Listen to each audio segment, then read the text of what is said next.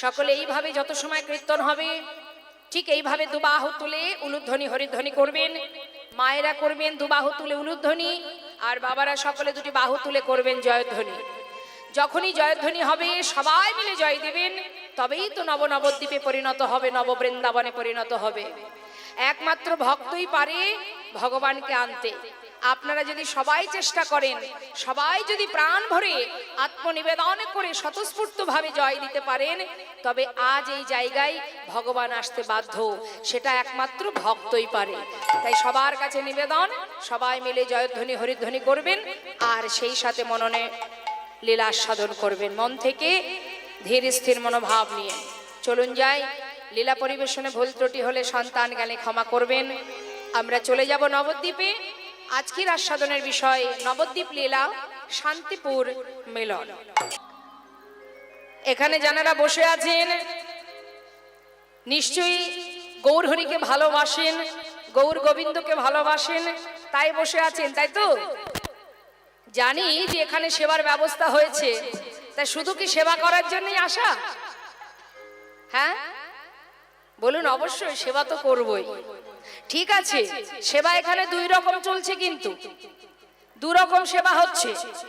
এক হচ্ছে আত্মার সেবা, আর এক যেটা বাইরে হচ্ছে এই দেহকে ধরে রাখার জন্য, দেহটাকে ঠিক রাখার জন্য ওখানে চলছে দেহের সেবা।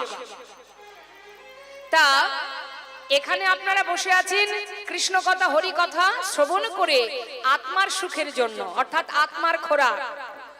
এটাও কিন্তু একটা বাজার। এই বাজারে পাওয়া যায় কি? এই যে বাজার, এটা হলো সাধুর বাজার। সাধুর বাজারে কি পাওয়া যায়? যারা সাধু তারা কি আসে, কি নিতে আসে বাজারে? সাধুর বাজারে সাধু এই জন্য আসে একটু ভক্তি পাওয়ার জন্য। সাধু আসে সাধুর বাজারে ভক্তি নেবার জন্য। তা আপনারা সকলেই ভক্ত, সকলেই সাধু, এসেছেন এখানে ভক্তি কৃষ্ণ প্রেম পাওয়ার আশায়। যতটুকু কিনতে পারবেন, যতটুকু নিতে পারবেন, সেটুকু আপনারই থাকবে, এর ভাগ কেউ নেবে না। তা সবাই মিলে যদি মনের সুখে গল্প করেন, তাহলে তো এই এত কষ্ট করে এখানে আসাটাই বৃথা হবে। এত কথা কিসের? কথা কেউ বলবেন না। সমস্ত মায়েদের করে বিশেষ করে বলছি, আপনাদের চরণে নিবেদন। বাবাদের দিকে কোনো সমস্যা নেই, সমস্যা আপনাদের নিয়ে। তাই কথা বলবেন না। কথা বললে কি হবে? আপনি অপরাধী হবেন, অজান্তেই অপরাধী হবেন। কথা নয়, একটু মন দিন, ভগবত কথাই মন দিন। শাস্ত্রে বললেন প্রণামঃ কলিযুগ সর্বযুগ সার। কাকে প্রণাম করছে? কলিযুগকে। সাউন্ডটা একটু, মনিটরের সাউন্ডটা একটু বাড়বে। প্রণাম করছে কলিকে, যে কলির জীব আমরা, যে কলিতে আমরা জন্ম নিয়েছি, এই কলিকে প্রণাম করছে বৈষ্ণবগণ। কেন প্রণাম করছে? নিশ্চয়ই এর কোনো গুণ আছে। কি গো আছে না? কলির কিন্তু অনেক গুণ। হয়তো আপনারা বলবেন কলির আবার ভালো গুণ কোথায়? সবই তো খারাপ, তাই না? দেখবেন কথায় কথায় আমরা কলির দোষ দিই। কলির ছেলে, যার জন্য ছেলে পিলেগুলো অধঃপতনে চলে যাচ্ছে, ছেলেগুলো খারাপ পথে যাচ্ছে, কারণ এটা কলিযুগ। কলির অনেক দোষ। তা যে কলির এত দোষ, তাকে কেন প্রণাম করছেন বৈষ্ণবগণ? নিতাই গৌর হরি বল। বৈষ্ণব মহাজন বললেন প্রণামাহ কলিযুগ সর্বযুগ সার, হরিনাম সংকীর্তন যাহাতে প্রচার। মহামন্ত্র হরিনাম। জগতে যত দেবদেবীর পূজা হয়, সমস্ত দেবদেবীর পূজায় যে শ্লোক পাঠ করা হয় সেগুলোকে বলে মন্ত্র, আর হরিনামকে বলা হয় মহামন্ত্র। মহামন্ত্র যদি কেউ জপ করতে পারে, তার মন্ত্র প্রয়োজন হয় না। তা সেই মহামন্ত্র প্রচার করলেন কে? আমাদের নদিয়ার চাঁদ গৌর হরি, দয়াল নিতাই চাঁদ, অদ্বৈত আচার্য প্রভু, নামাচার্য শিলা ঠাকুর হরিদাস, যারা এই হরিনাম দিকে দিকে জীবের দ্বারে দ্বারে প্রচার করেছেন। যে হরিনাম করলে, যে মহামন্ত্র জপ করলে কলিহত জীবের উদ্ধারের জন্য আর কিচ্ছু করতে হয় না। তুমি যেভাবেই থাকো, যেখানেই থাকো, শুধু হরিনাম করো, মহামন্ত্র জপ করো। এর জন্য কোনো পবিত্র অপবিত্র সূচি অসুচি কিচ্ছু প্রয়োজন নেই। অপবিত্র পবিত্র বা সর্ববস্ত্রাঙ্গত পিবা যৎসারে পুণ্ডরিকাক্ষ সবাজ্য অভ্যন্তর সূচি। অর্থাৎ তুমি সূচি থাকো, অসুচি থাকো, তুমি পবিত্র থাকো, অপবিত্র থাকো, যেখানে থাকো, যেমন থাকো, শুধু হরিনাম করো। যখনই তুমি হরিকে স্মরণ করবে, তখনই তোমার ভিতর বাহির সব পবিত্র হয়ে উঠবে। তাহলে চিন্তা করতে হবে মা, এত সহজ উপায় কলিহত জীবের জন্য। বৈষ্ণব মহাজন বললেন, কলিহত জীবের অপরাধের কথাটা আগে বলি, তারপরে কলির গুণের কথাটা বলবো। শুনুন, কলিজীবের অপরাধটা কোথায়, মানে কলির দোষগুলো কোথায়, একটু মন দেবেন।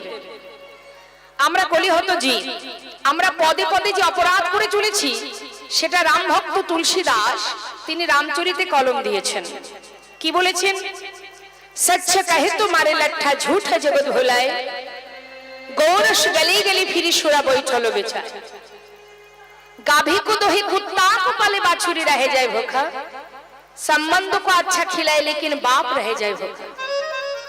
चोर के छाड़े साधु के बांधे पथिक को लगाए फांसी, हाय रे कलियुग तेरी तमाशा दुख लगे और हाসি। কথাগুলোর মধ্যে মন দেবেন মা। সচ্চ কহে তো মারে লট্ঠা, সত্য কথা বলবেন, সৎ পথে চলবেন। আপনি যদি সোজা পথে যান, সত্য কথা বলেন, যদি আপনি ভগবানের সেবা করেন, সাধু গুরু বৈষ্ণবের সেবা দেন, দেখবেন পদে পদে আপনাকে নানান বিপদের সম্মুখীন হতে হবে। চোখের সামনে যদি কেউ চরম অন্যায় করে, দেখেও আপনি বলবেন আমি দেখতে পাইনি। সামনাসামনি যদি স্বীকার করেন যে হ্যাঁ আমি দেখেছি, এটা অপরাধ, এটা অন্যায়, এটা ভুল, হয়তো এমন হতে পারে যে রাতারাতি আপনার প্রাণটাও চলে যেতে পারে, প্রাণ সংশয় হবে। বর্তমান কলিযুগের এমনই দুরবস্থা, যারা সম্মানীয় ব্যক্তি তারা কেউ সম্মান পান না, যারা ঘৃণিত ব্যক্তি, যাদের মুখ দেখা উচিত নয়, তাদের কাছে সর্বদাই সাধারণ মানুষ মাথা নিচু করে চলছে। দেখতে পাচ্ছি সে অন্যায়ের পর অন্যায় করছে, তথাপিও মুখে কিছু বলা যাবে না, বললেই বিপদ। যারা সম্মানীয় ব্যক্তি, মা বাবাকে কেউ ভক্তি শ্রদ্ধা করে, ঘরের বাচ্চারা, আজকালকার ছেলে মেয়েরা মা বাবাকে, সাধুগুরু বৈষ্ণবকে দেখলে সম্মান করে, বরং তিরস্কার করে, ঠাট্টা করে, অপমান করে। মা বাবার কথা সন্তান শোনে না, সন্তানের কথায় মা বাবাকে বসা উঠা করতে হয়। গুরুর কথা শিষ্য শোনে না, শিষ্যের কথায় গুরুকে চলতে হয়। বর্তমানে এমন দুরবস্থা কলিযুগে। তারপরেও বলছেন ঝুঠে জগৎ ভোলায়, গোরস গলি গলি ফিরি সুরা বৈঠল বেচায়। অর্থাৎ এই জগৎটাকে ছেয়ে রেখেছে অত্যাচার, অনাচার, ব্যভিচার, দুরাচার। পাপের পরে পাপ, অপরাধের পর অপরাধ হয়ে চলেছে। গোরস মানে কি মা? গোরস মানে গরুর দুধ। দেখবেন যারা দুধ বিক্রি করে, তারা জীবের ঘরে ঘরে গিয়ে, দাঁড়ে দাঁড়ে গিয়ে, দরজার গোড়ায় গিয়ে চিৎকার করে ডাকে, চিৎকার করে বলে দুধ আছে, দুধ নেবে গো। যারা গোয়ালা, তারা সকলে জীবের দাঁড়ে দাঁড়ে গিয়ে দুধ বিক্রি করে। সেই দুধ কেউ খায়, কেউ খায় না। কিন্তু যে ব্যক্তি মদ বিক্রি করে, তাকে কি দাঁড়ে দাঁড়ে আসতে হয়? আপনার ঘর থেকে যদি 50 কিলোমিটার দূরেও হয়, দেখবেন কলিহত জীব সেইখানে গিয়ে ভিড় করে। সে যত দূরেই হোক, সে যদি গুহার মধ্যে হয় বা পাহাড়ের উপরে হয়, সেখানেই মানুষ ছুটে যায় সেই সুরা পান করার জন্য। কিন্তু ঘরের দরজায় দুধ এসে যখন গোয়ালা দুধ বিক্রি করে, সেই দুধ সবাই কিনে খায় না। এটা আমার কথা নয়, শাস্ত্রে বললেন গৌরস গলি গলি ফিরি সুরা বৈঠল বিকায়। আর কি গাভী কো দহি কুত্তা কপালে বাছুরি রহে যায়। যারা বাড়িতে গরু পোষেন, গাভীর দুগ্ধটাকে দহন করে নিয়ে আপনারা কি করেন, বাছুরকে অনাহারে রেখে দুধ বিক্রি করে দেন। আবার দেখবেন অনেক বাড়িতে আছে, বাছুর অনাহারে থাকলে কি হবে, বাড়িতে যদি বিদেশি কুকুর থাকে, কুকুরের জন্য সুব্যবস্থা থাকে, তার খাওয়া পড়ার যাতে কোনো কষ্ট না হয়, সেই ঘরের মধ্যে কুকুরের জন্য সবকিছু ব্যবস্থা। কিন্তু নিজের মা বাবার জায়গা কোথায়? বৃদ্ধাশ্রমে। এক মায়ের 5টি পুত্র, সেই 5 পুত্র একটি মায়ের খোরাক জোগাড় করতে পারে না। মা যখন মারা গেল, 5 বাড়িতে শ্রাদ্ধের কাজ হচ্ছে, একসঙ্গে 5 পুত্র এক জায়গায় বসে মায়ের জন্য মঙ্গল কামনা করছে না। মাকে নিয়ে মা যেন তাদের কাছে বোঝা, কে দায়িত্ব নেবে মায়ের। তাই একসঙ্গে ভাই ভাই না করে আলাদা আলাদা করে যে যার মতো করে 5 বাড়িতে এক মায়ের জন্য শ্রাদ্ধের কাজ হচ্ছে বর্তমান কলিযুগে, আমাদের চোখে দেখা। তা বৈষ্ণব মহাজন বললেন যে এই সংসার জীবনে যাদেরকে আগলে তুমি বসে আছো, যাদেরকে বুকের মধ্যে জড়িয়ে ধরে দিন কাটাচ্ছ, জেনে রাখো তারা কিন্তু তোমার কেউ নয়। যত সময় তোমার ক্ষমতা আছে তত সময় তারা তোমার পাশে থাকবে। যেদিন তোমার ক্ষমতা ফুরিয়ে যাবে সেদিন আর কেউ তোমার পাশে থাকবে না। এই তো কলিহত জীবের দুরবস্থা। তারপরেও বলছেন, চোরকে ছাড়ে সাধুকে বাঁধে প্রতিজ্ঞ লাগায় ফাঁসি। দেখবেন যে বাবা অপরাধ করেছে তার যদি অর্থ থাকে তার অপরাধ মুকুব হয়ে যায়, কিন্তু যার অর্থ নেই সে নির্দোষ হলেও তাকে নিয়েই বর্তমানে টানাটানি, হয়তো তার ফাঁসি হতে পারে নির্দোষে। কিন্তু যে অপরাধ করেছে তার অর্থ থাকলে তার সমস্ত পাপ নির্মূল হয়ে যায়। তাই এটা আমার কথা নয়, মহাজন বললেন চোরকে ছাড়ে সাধুকে বাঁধে প্রতিজ্ঞ লাগায় ফাঁসি। হাই রে কলিযুগ তেরি তামাশা, দুঃখ লাগে আর হাসি। কখনো হাসি পায় কখনো দুঃখ পায়। এটা কলিহত জীবের দুরবস্থার কথা বললাম। আমাদের কি দুরবস্থা? এবার বলবো মা, কলিযুগে কলিহত জীবের জন্য যে কলির যে একটা মাহাত্ম্য আছে, যে গুণ আছে, সেটা কি? ওই যে শাস্ত্রে বললেন হরের নাম হরের নাম হরের নামই কেবলম কলো নাস্তেব নাস্তেব গতির অন্যথা। একবার কৃষ্ণ নামে যত পাপে হরে, জীবের সাধ্য নয় জীবী তত পাপে করে।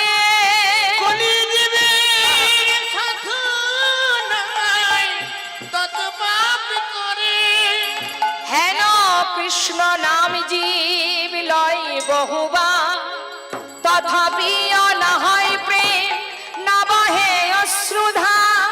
জানিবে সেই হৃদয় অপরাধ আছে প্রচুর, কৃষ্ণ প্রেম বীজ তাতে না হয় অঙ্কুর।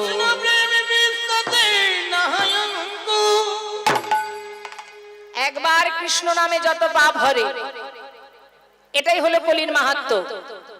কলিযুগে কোন জীব যদি একটিবার কৃষ্ণ নাম করতে পারে, ডাকার মতো ডাকতে পারে, সেই ডাক যদি একবার প্রভুর কর্ণে পৌঁছে যায়, তোমার একটি কণ্ঠে স্বর যদি তার কর্ণে পৌঁছায়, সারা জীবন তোমাকে ডাকতে হবে না।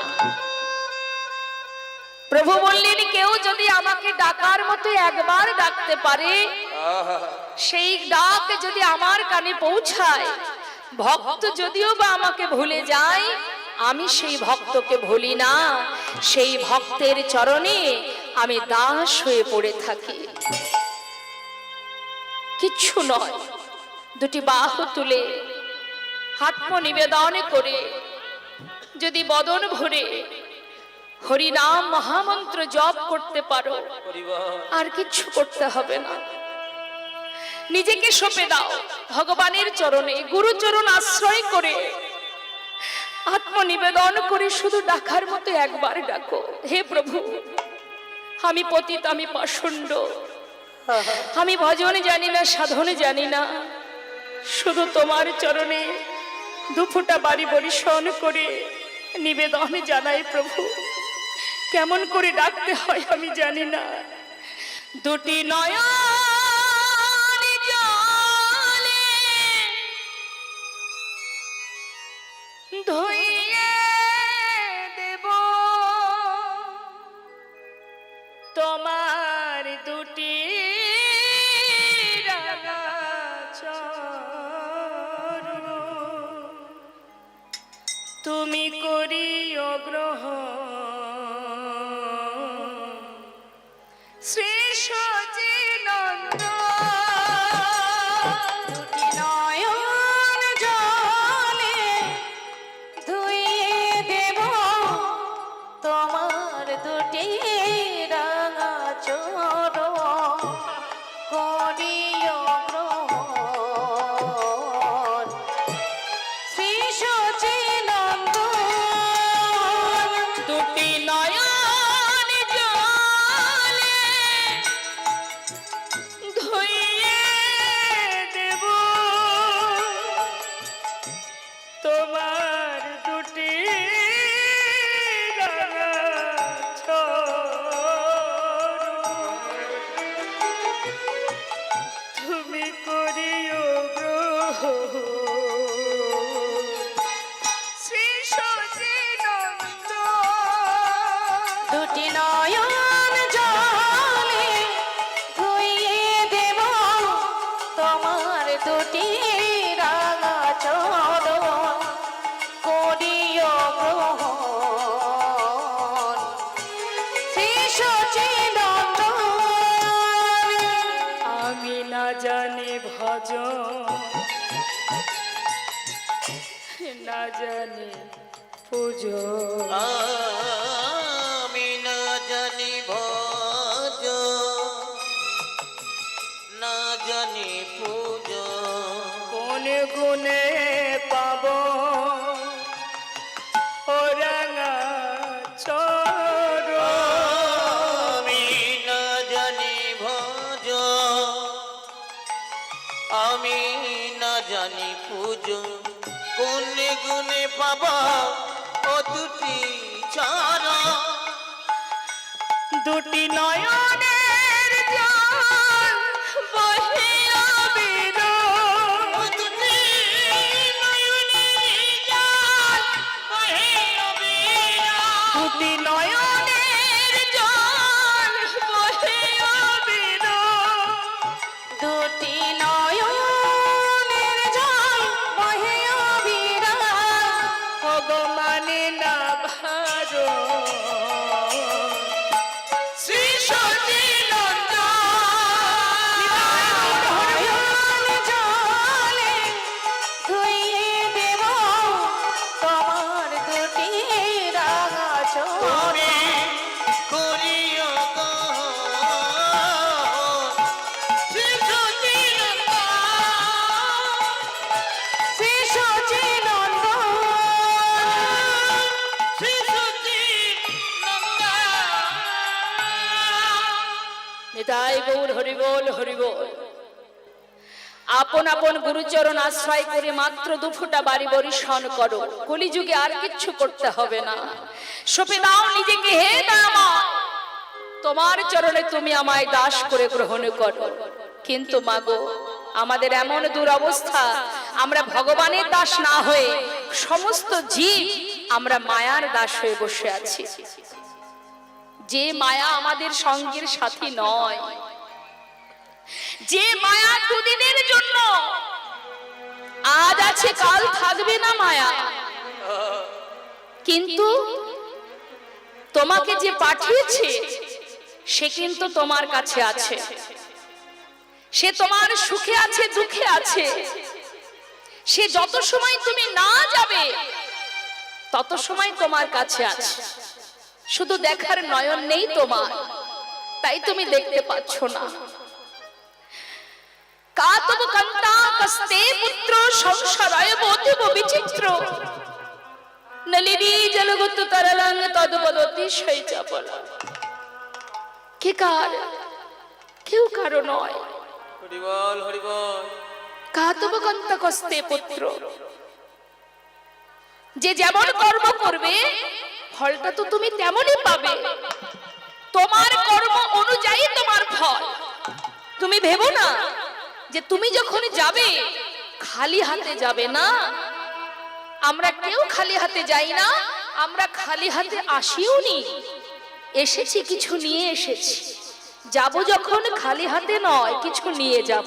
সেটা কি না? সেটা হলো আমার কর্ম। আমার কর্ম অনুযায়ী আমি পাপ করলাম না পুণ্য অর্জন করলাম, সেই ফলটা সাথে করে নিয়ে যেতে হবে। আবার যখন এসেছি পাপ পুণ্যের ফলটা সাথে করে এনেছি, খালি হাতে যাইনি মা। তুমি এসেছো কৃষ্ণ ভজন করবে বলে, এই মর্তে তুমি এসেছো। তুমি প্রতিশ্রুতি করেছিলে ভগবানের কাছে যে মানব কুলে জন্ম দাও, দুটি হাত দাও প্রভু, নয়ন দাও, বদন দাও, শ্রুতি মূল দাও, সবকিছু দাও তুমি, তবেই তো তোমার ভজন করব বলেছিলাম। ৮০ লক্ষ জনী কীট পতঙ্গ হয়ে ৪ লক্ষ মানব জনম, এই ৮৪ লক্ষ জনী অতিক্রম করে তারপরে এত সুন্দর দুর্লভ কৃষ্ণ ভজনের পরিপূর্ণ মানব জনম পেয়েছি। পেলে কি হবে? যাদেরকে আগলে বসে আছো তারা তো তোমাকে ভালোবাসে, তোমার ক্ষমতা আছে তাই। যেদিন তোমার ক্ষমতা থাকবে না, তারাও থাকবে না তোমার কাছে। এটা আমরা বুঝবো কবে? আহা, আপন আপন করছো যারে সে তো আপন নয়, দিন ফুরালে বুঝবে আপন যে পর হয়। তাহলে আপন কে? কে আপন? একবার ভেবে দেখেছেন কে আপন? যে সর্বক্ষণ তোমার কাছে আছে। যারা বুঝেছে তারা চলে গেছে, সংসারে তারা নেই। যেমন সরগোস্বামী, তারা মস্ত বড় বড় জমিদার, তাদের অর্থের অভাব ছিল না, তারা অশিক্ষিত ছিল না, কিন্তু তথাপিও তারা বুঝেছে কোনটি আপন কোনটি পর, কোনটি সার কোনটি অসার। তাই সব ফেলে চলে গেছে। আমরা বুঝিনি, তাই এখনো এই সংসারে মারামারি হানাহানি কাটাকাটি করে চলেছি, ত্রিতাপ জ্বালা ভোগ করে যাচ্ছি। বিশ্বকবি রবীন্দ্রনাথ ঠাকুর তিনি ভগবানকে উদ্দেশ্য করে বলেছিল, দয়াময় তুমি আছো আমার কাছে, কিন্তু আমি তোমাকে দেখতে পাইনি, তোমার কাছে যাইনি। জানুন, ভাবতে হবে মা, অনুভব করুন কি বলছে দেখুন বিশ্বকবি। আমার হিয়ার মাঝে লুকিয়েছিলে, দেখতে আমি পাইনি তোমায়, দেখতে আমি পাইনি। আমার হিয়ার মাঝে লুকিয়েছিলে, দেখতে আমি পাইনি তোমায়, দেখতে আমি পাইনি। ওই বাহির পানে চোখ মেলেছি, বাহির পানে আমার হৃদয় পানে চাইনি। আমার হিয়ার মাঝে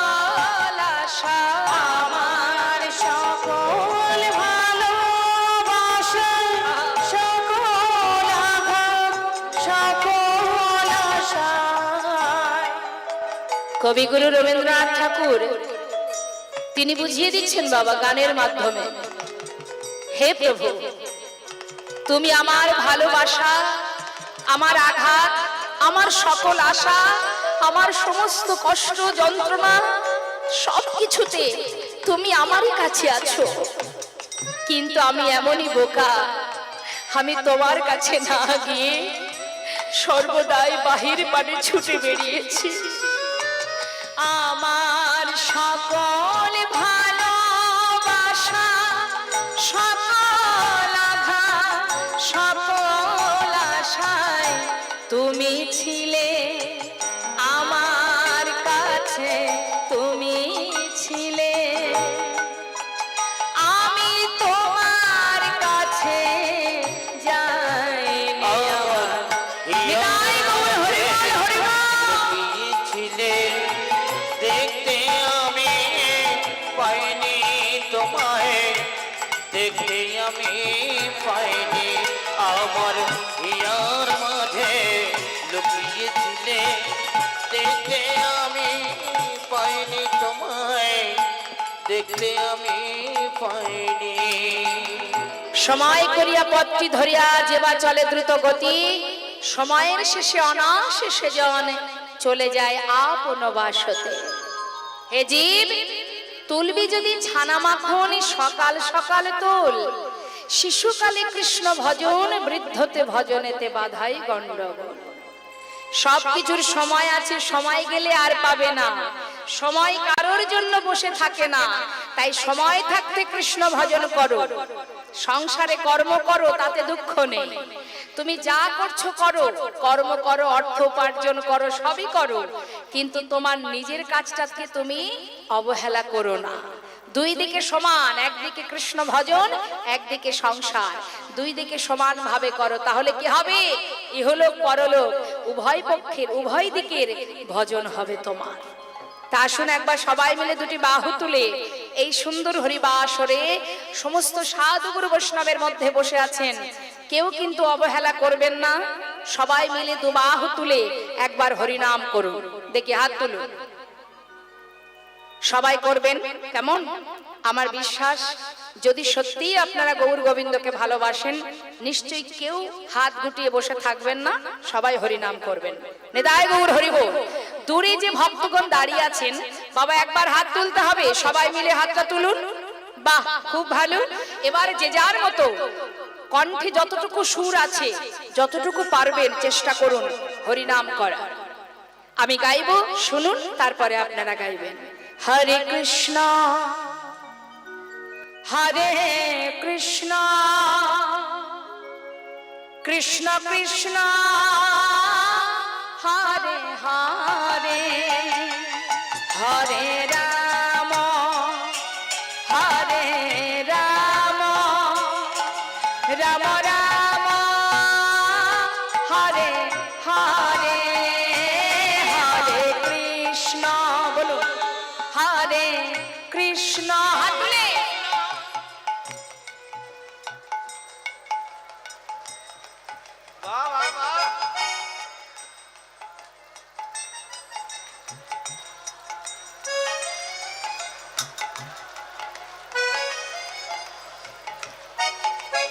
হাসে। কি হচ্ছে? কি না খেয়ে আছেন নাকি? সারাদিন কিছু খাওয়া হয়নি?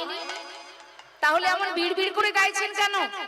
হরিনাম সংকীর্তন, যেটা সকলে একসঙ্গে কীর্তন করা হয়, সেটা হলো সংকীর্তন। আর ভগবানের সেবার বেলায় এত অলসতা কিসের? যেখানে যা করবেন করবেন, বাড়িতে কাজ করবেন না, সারাদিন বিছানায় ঘুমিয়ে থাকবেন, তাতে দুঃখ নেই, কিন্তু ভগবানের সেবা করার সময় কখনো অলসতা, কৃপণতা এগুলো করবেন না। কেমন? ঠিক তালে তালে একসঙ্গে একেবারে গলা ছেড়ে স্বতঃস্ফূর্ত নিয়ে হরিনাম করুন। দেখে হাত তুলুন, জোরে জোরে গাইবেন। কেমন? হ্যাঁ, আরেকবার গাইছি। হরে কৃষ্ণ হরে কৃষ্ণ কৃষ্ণ কৃষ্ণ হরে হরে, হরে রাম হরে রাম, রাম রাম হরে হরে।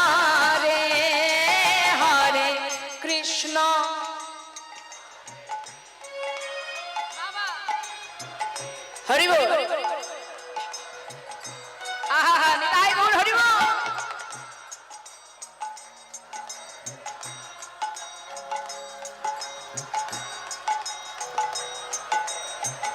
খুব সুন্দর। আবার হরে কৃষ্ণ কৃষ্ণ কৃষ্ণ হরে হরে হরে রাম রাম রাম হরে হরে হরে কৃষ্ণ। হরি বল। বাবা নিতাই গৌর হরি বল।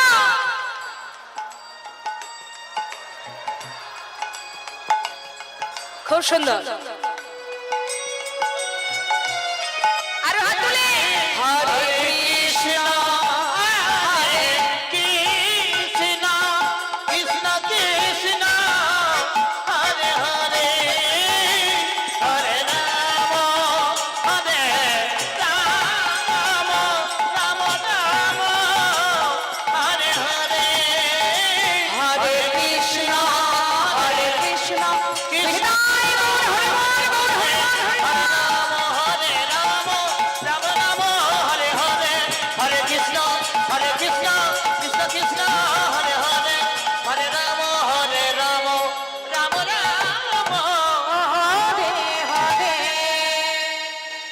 রাম হরে নাম এবে কেবলম কালো নাস্তেব গতির অন্যথা। নাম ছাড়া কলিজীবের নাহি আর ধর্ম, সর্বধর্ম সার নাম এই শাস্ত্র মর্ম। চলুন, এত সময় আমরা গৌর কথায় ছিলাম, এখন আমরা লীলা কথায় যাব গৌর চন্দ্রিকাকে বিশ্রাম রেখে। তো আসুন আমরা মহাজন কি বললেন, এই যে হরিনাম দিকে দিকে প্রভু বললেন পৃথিবীতে যত আছে নগরাদি গ্রাম সর্বত্রে প্রচারিবে মোর হরিনাম। হরিনাম করো, যেখানে থাকবে যেভাবে থাকবে বদনে হরিনাম। ভুবনে আনন্দে ভরিল এ তৃণ ভুবনে আনন্দে ভরিল এ তৃণ ভুবনে আনন্দে ভরিল ভুবনে আনন্দ ভরিল উঠিল মঙ্গল ভুবনে আনন্দ ভরিল উঠিল মঙ্গল কহে প্রেমানন্দে এমন গৌরঙ্গে, কহে প্রেমানন্দে এমন গৌরঙ্গে, কহে প্রেমানন্দে এমন গৌরঙ্গে, প্রেমানন্দে এমন গৌরাঙ্গে রতি না জল মিলাম আর কহে প্রেমানন্দে এমন গৌরাঙ্গে রতিনাথন মিলব রতি মতি হল না গো, রতি মতি হল না এমন দয়াল গৌর অবতারে রতি মতি হল না গো। অবতারে আশা যাওয়া সার হলো দয়াল গৌর অবতারে, আশা যাওয়া সার হলো দয়াল গৌর অবতারে, আশা যাওয়া সার হলো রতিমতি হলো না গো কহে প্রেমানন্দে এমন গৌরাঙ্গে রতি না জল মিলব। আর কহে প্রেমানন্দে এমন গৌরাঙ্গে রতিনাথন মিলব নিতাই গৌর হরি বল, হরি বল। নবদ্বীপে কে কে গেছেন একবার হাত তুলে দেখান।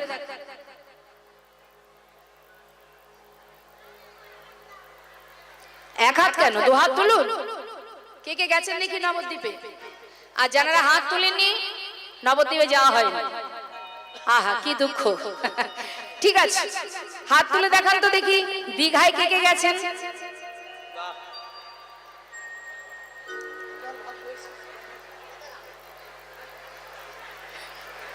ওমা দীঘায় গিয়েছেন? হ্যাঁ, ভালো জায়গা, খুব ভালো না? ঠিক আছে, দেখার জায়গা অবশ্যই দেখবেন, কিন্তু নবদ্বীপে যাওয়া হয়নি, এ দুঃখ কোথায় রাখবো বলুন দেখি। হ্যাঁ, কি এখনো নবদ্বীপে যাওয়া হলো না? কেন হয়নি কেন? এই তো বেশি দূর তো নয়, কলির ভগবান আমার গৌরহরি। গৌরহরি হচ্ছেন যুগল মূর্তি রাধা কৃষ্ণ। যদি যুগল দেখতে হয় তাহলে গৌরকে দর্শন করতে হবে, যার মধ্যে যুগল বিরাজ, একসঙ্গে যুগল হয়ে আছে। বৃন্দাবনে রাধা কৃষ্ণ সেটা যুগল, কিন্তু সেই দুই দেহ এক হয়ে নদিয়ায় গৌর হয়েছে, অর্থাৎ নদিয়ার চাঁদ আমার গৌর সুন্দর, যিনি যুগল মূর্তি। তাকে দর্শন করলে যুগল দর্শন হয়ে যায়। আর কলির ভগবান আমার গৌরহরি, যিনি কিনা জীবের ঘরে ঘরে ধুলায় গড়াগড়ি দিয়ে পায়ে ধরে হাতে ধরে হরিনাম দিয়েছেন। যে হরিনাম আজ আপনারা ঘরে ঘরে শ্রবণ করছেন, কোথা থেকে পেলেন বলুন? আপনি তো আনেননি, আমিও আনিনি, পেলাম কোথা থেকে? তিনি এনেছিলেন, তাই পেয়েছি। তা সেই প্রভুর চরণ দর্শন করা হয়নি, বলা যায় আজ আছে, একটু পরে তো নাও থাকতে পারি।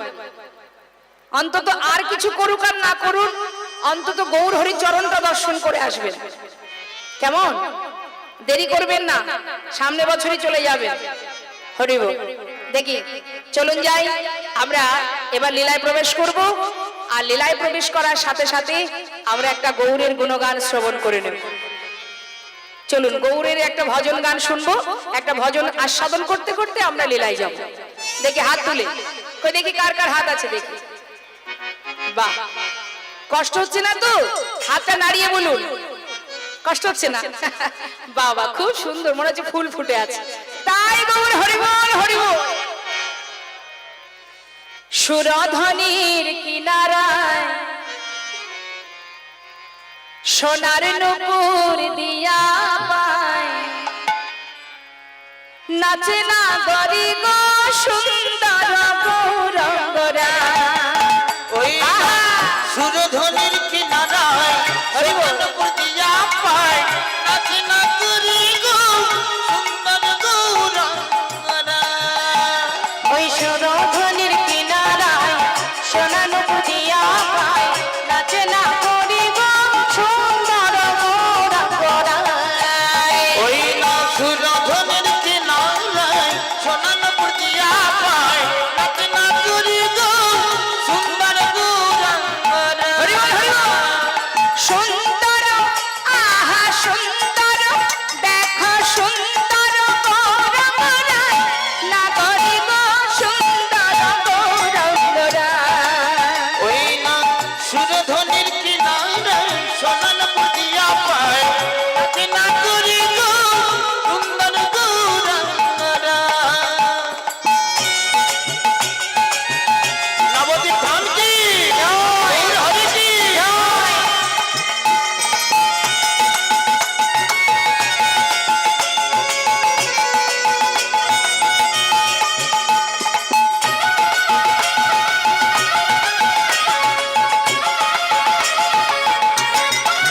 হরিবল।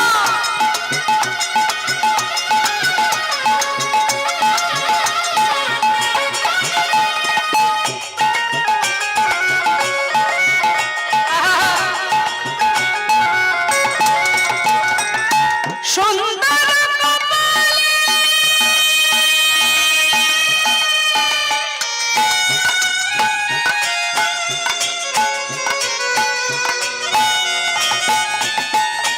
সুন্দর তিলক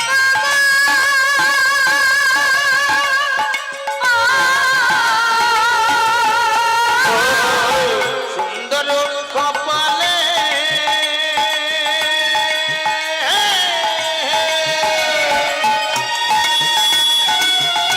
হরিবল হরিবল। ওই সুন্দর তিলক গো।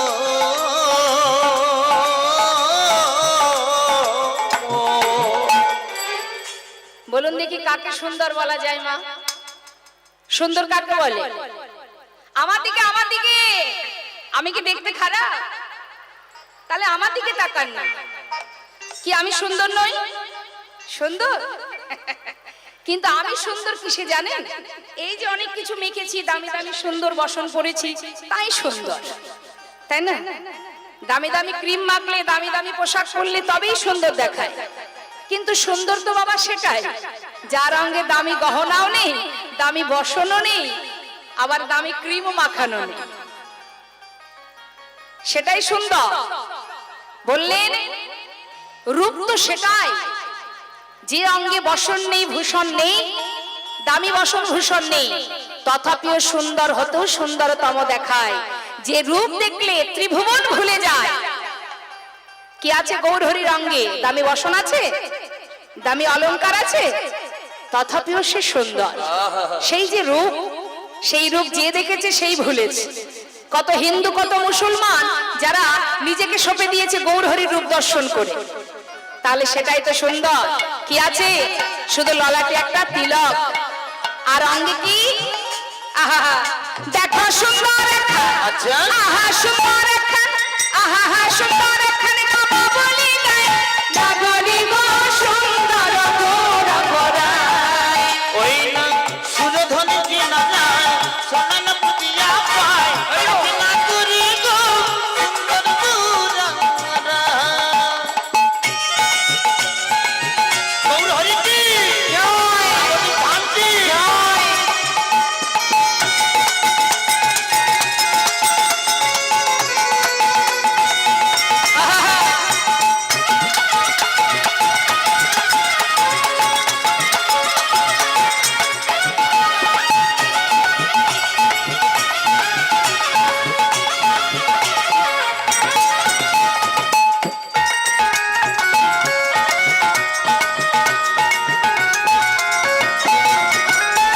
সুন্দর নয়নে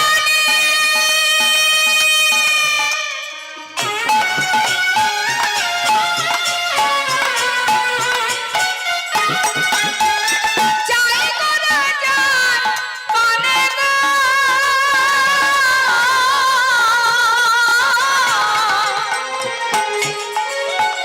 ওই সুন্দর নয়নে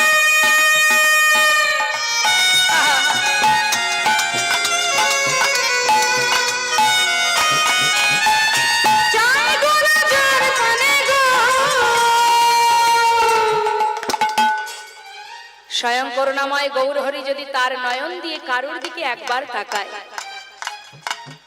যে জীবের দিকে একবার নয়ন দেবেন তিনি, সে কি আর ঘরে যেতে পারবে? হা হা হা। তার অবস্থা কি? মহাজন বললেন, ও তার দেহ ছাইরা, আচ্ছা। এই দেহ ছাইরা মনটা লইয়া যায়, না করি গো সুন্দর গোরা গোরায়। ওই না এটাই গৌরহরি সোনান পুতিয়া পায়, না করি গো সুন্দর গৌরাঙ্গরা। সুন্দর গোরা গোরায়, ওই সুন্দর গৌরাঙ্গরা।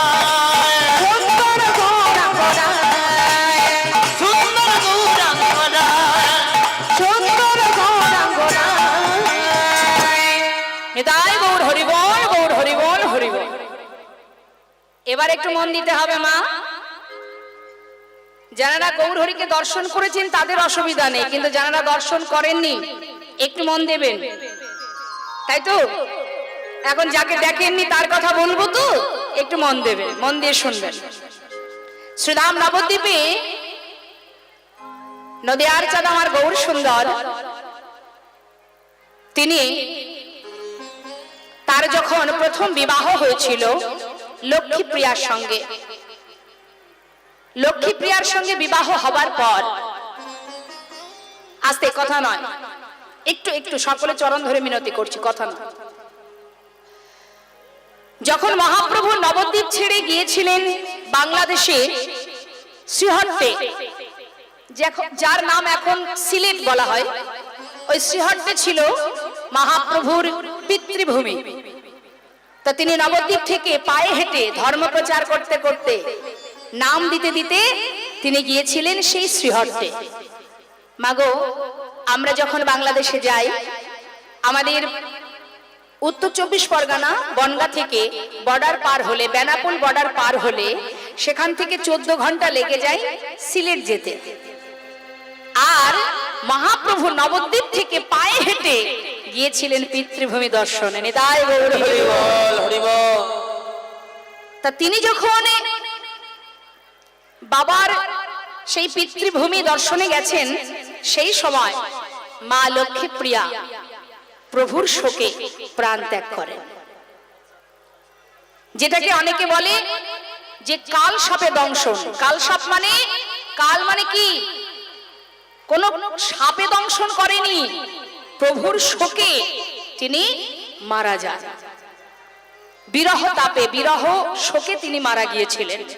তারপর মা সচিমা দেখছে ছেলে পাগলের মতো ঘুরে বেড়ায়, হরিনাম করে বেড়ায়। তাই মার ইচ্ছা পূরণের জন্য মা নিজেই বলেছিলেন যে তোকে আবার আমি বিবাহ দেব। মহাপ্রভু বলেছিলেন, মা আমি কেউ বিবাহ করেছি, আবার কেন তুমি আমাকে বিবাহ দেবে? বাবা আমার ইচ্ছা, আমার ইচ্ছা, আমি কখন চলে যাব তার ঠিক নেই, তাই আমি চাই আবার বিবাহ দিয়ে আমি নববধূকে ঘরে এনে তার হাতে তোকে সঁপে দিয়ে তবে আমি নিশ্চিন্তে মরতে চাই। তাই মাতৃ আদেশ পালন করার জন্য মা বিষ্ণুপ্রিয়াকে বিবাহ করেছিলেন গৌরহরি, মায়ের ইচ্ছা পূরণের জন্য।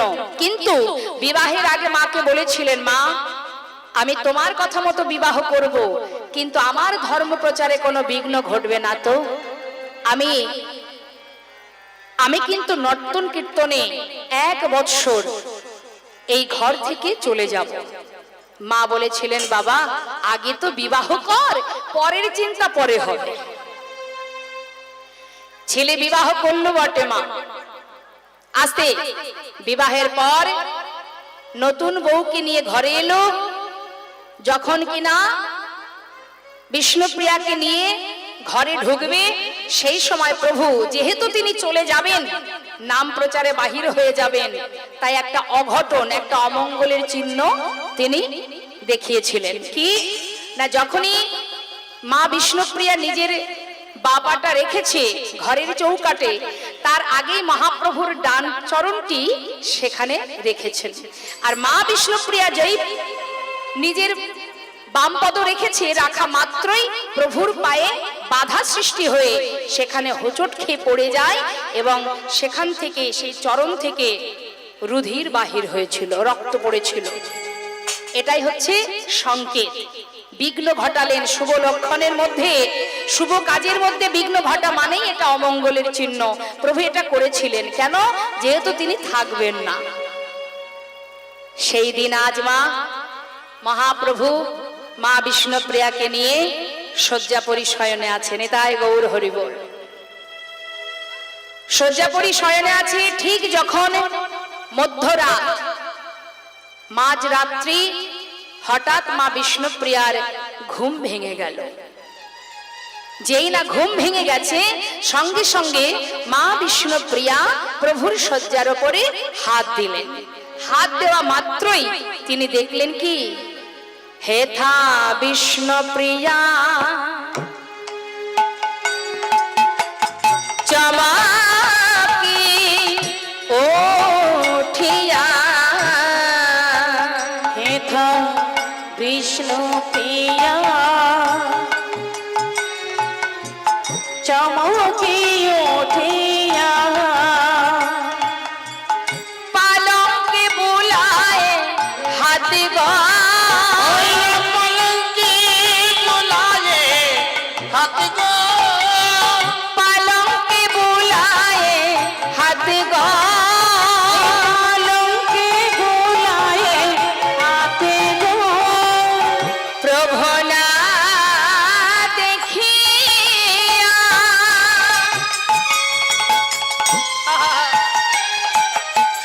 কাঁদিয়া কাঁদিয়া আমার প্রভু না দেখিয়া, কাঁদিয়া কাঁদিয়া শিরে হানে কারা ঘাতে গা, প্রভু না দেখিয়া, কাঁদিয়া কাঁদিয়া শিরে হানে করা ঘাতে গো, বলে প্রভু তুমি কোথায় গেলে?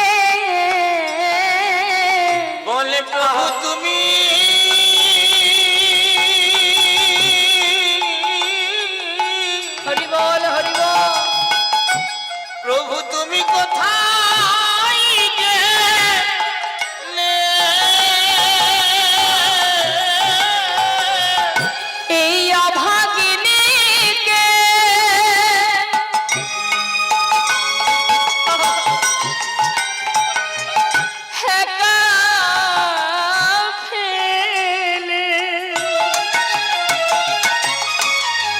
বলো প্রভু তুমি কোথায় গেলে এই অভাগিনীকে ফেলে রেখে প্রভু তুমি কোথায় গেলে? প্রভু এই কি তোমার মনে ছিল এই কি তোমার মনে ছিল অভাগিনীকে কাঁদায়ে তুমি চলে যাবে এই কি তোমার মনে ছিল অভাগিনীকে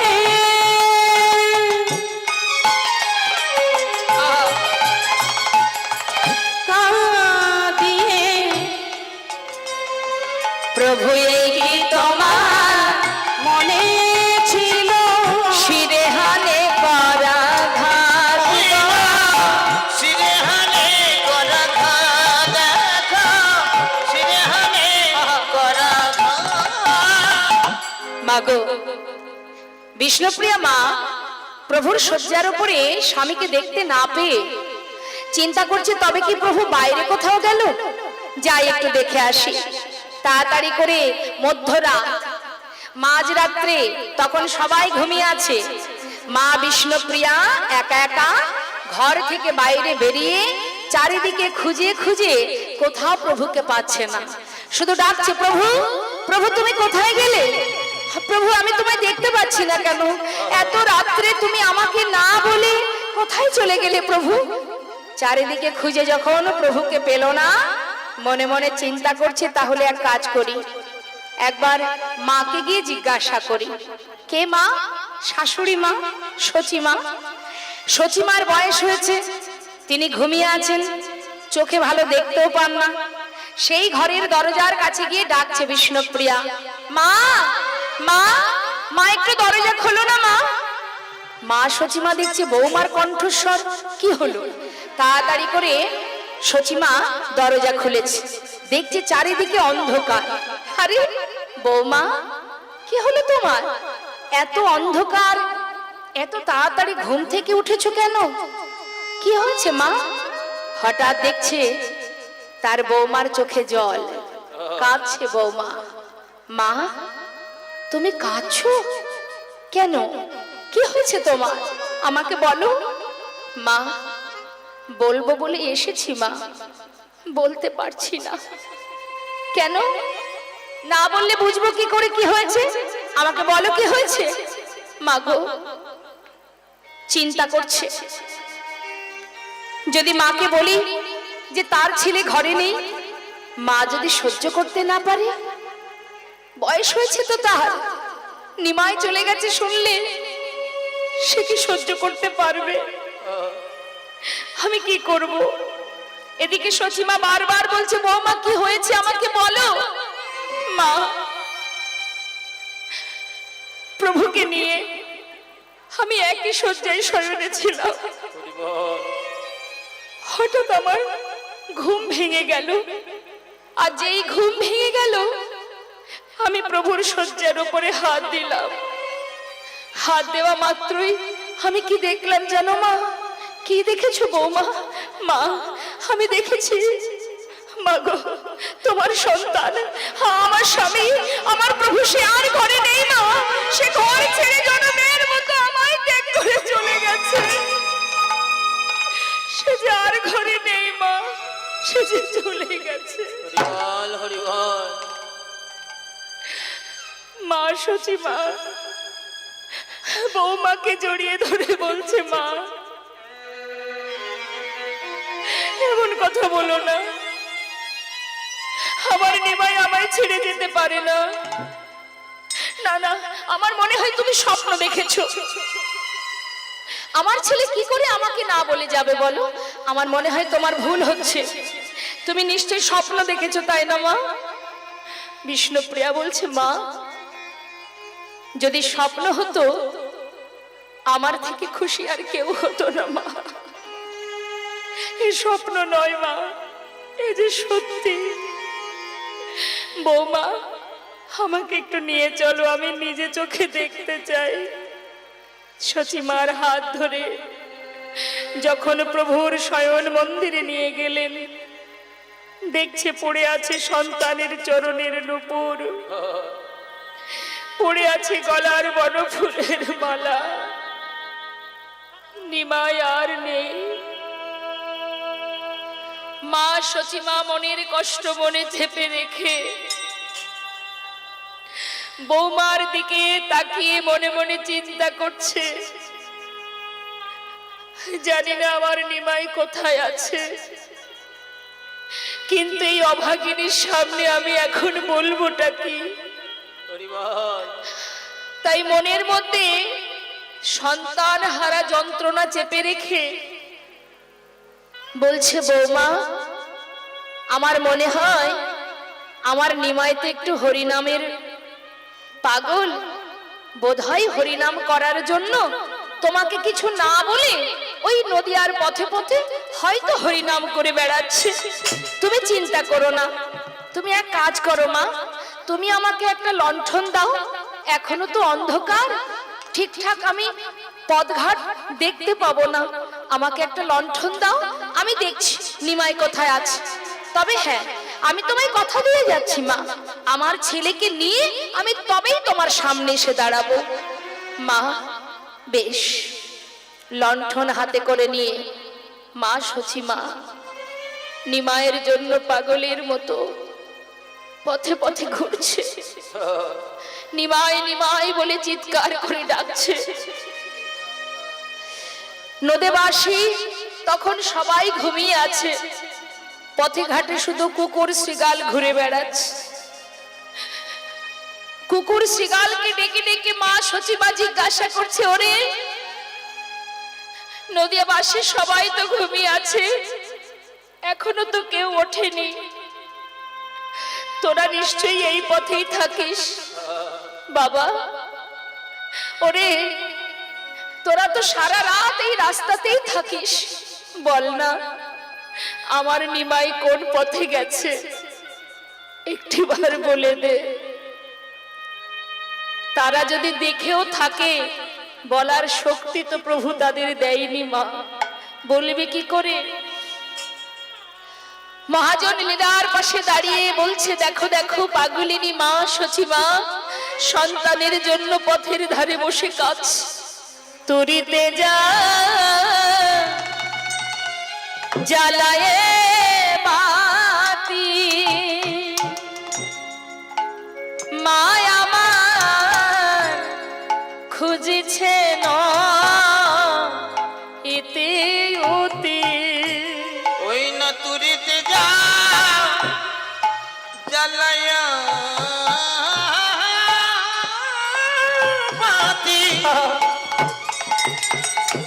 মায়া আমার খুঁজছেন আজি তিয়তি। ওগো কোন ঠাই উদ্দেশ্য নাহি পাই গো মা, সে যে কোন ঠাই উদ্দেশ্য নাহি পাই গো।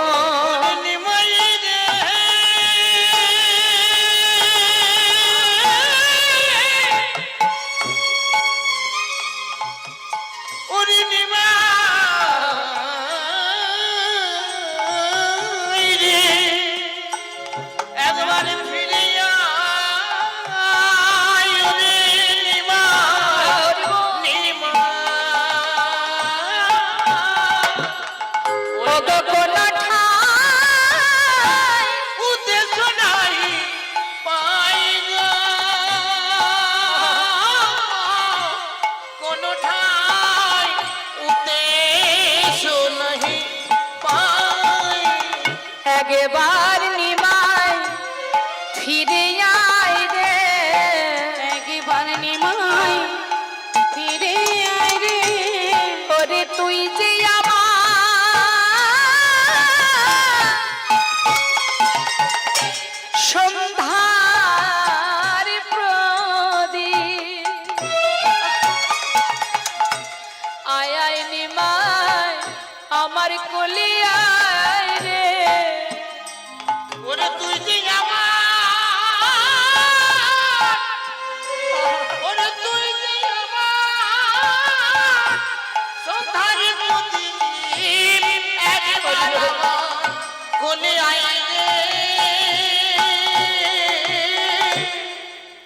সন্তান যার হারিয়েছে সেই তো জানে সন্তান হারা যন্ত্রণা যে কি।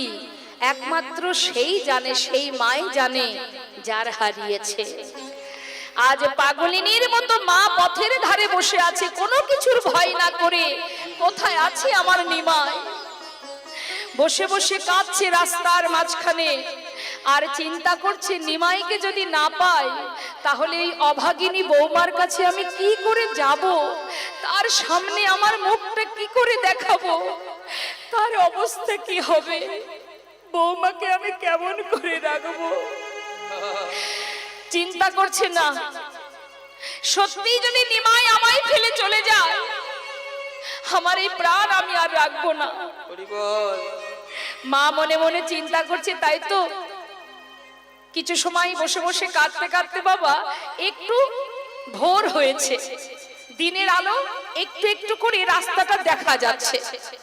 চিন্তা করছে এই ভোরবেলা যাক, রাস্তা যখন একটু দেখা যাচ্ছে যাই আমি একবার শ্রীবাসের ঘরে দেখে আসি আমার নিমাই শ্রীবাসের ঘরে আছে কিনা। কারণ নিমাই তো শ্রীবাসের ঘরে হরিনাম করে, যাই দেখে আসি। মা আমার মনের আনন্দে যাচ্ছে শ্রীবাসের ঘরে। শ্রীবাসের বাড়িতে যখন পৌঁছালো তখন সবেমাত্র সকাল হলো। মা ডাকছে, শ্রীবাস, ও শ্রীবাস। শ্রীবাস পণ্ডিত বলছে, কি মা তুমি এত সকালে? মা কি হয়েছে মা, কোনো বিপদ হয়েছে নাকি?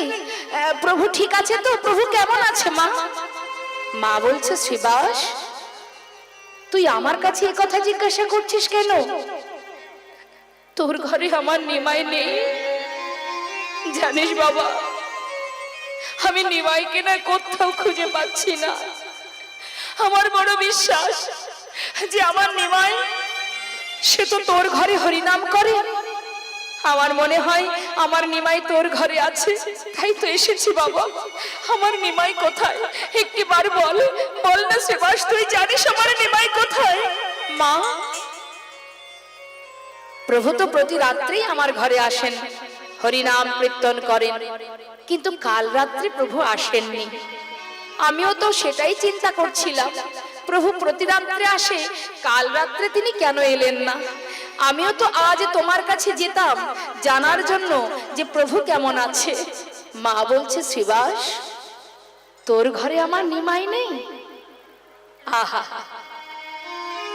ও শ্রীবাস, তবে শোন বাবা, একদিন আমার নিমাই আমাকে বলেছিল, মা এই নবদ্বীপে আমি হরিনাম করি বলে সবাই আমার হরিনামের নিন্দা করে। মা, মাগো কেউ যদি আমার নিন্দা করে আমি সহ্য করতে পারি, কিন্তু আমার হরিনামের নিন্দা করলে আমি সইতে পারি না মা। তাই দেখো মা, একদিন আমি তোমায় ফেলে আমি সব ত্যাগ করে নবদ্বীপ ছেড়ে জনমের মতো চলে যাব। জানিস শ্রীবাস, যখন